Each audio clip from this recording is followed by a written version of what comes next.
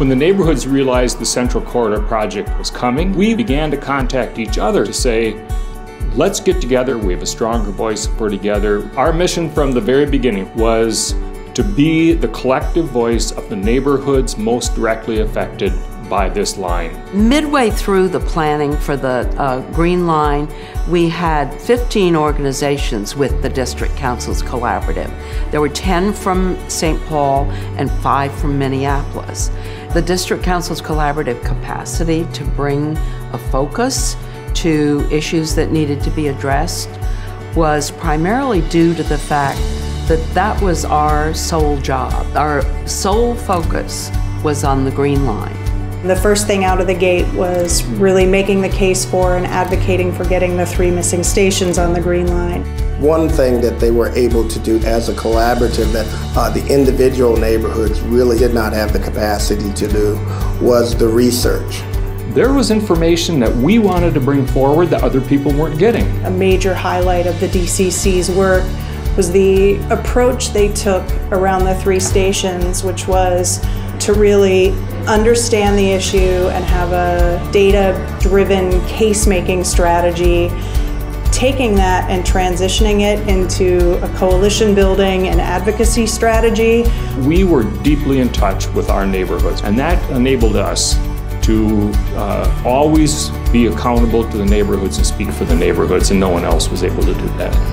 Not in the way we could do it. The District Council Collaborative made a concerted effort to make sure that underrepresented communities, participants were represented. We actively went out and we sought people to participate on a much larger scale than the individual district councils were able to do. What they were able to do is to get support for equity concerns around access to the line, equity concerns around the subsequent development, and be able to make that something everybody could support, because we all saw that value, even if it wasn't just directly affecting us. Beyond the work on the 3 stations, the DCC was involved in a number of really groundbreaking projects that lifted up the perspectives and knowledge that were in the neighborhoods along the Green Line. One of the really important, innovative projects that we did was the Trusted Advocate Project.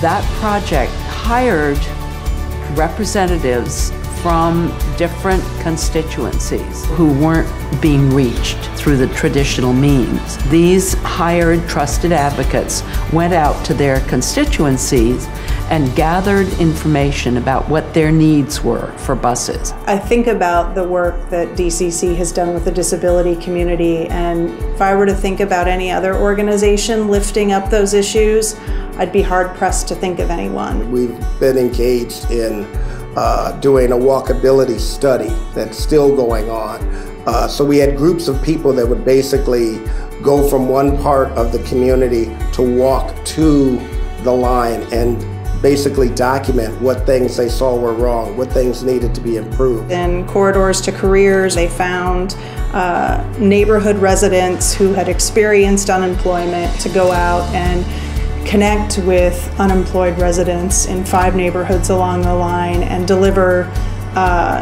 information and other workforce type tools to those residents. We brought the neighborhoods together in collaboration in a way that was powerful, and subsequently they have set up their own collaborations more frequently, particularly around transportation. The whole issue of the planning process has been a major change here. Now communities are getting presentations from government officials, parks and recreation, public works and so forth. This is what we're planning on doing. What do you guys think about this? That's the kind of stuff that you're seeing now. I didn't see that before. One of the key elements of the District Council's Collaborative was a full-time staff person. And that was due to a visionary investment by the St. Paul Foundation.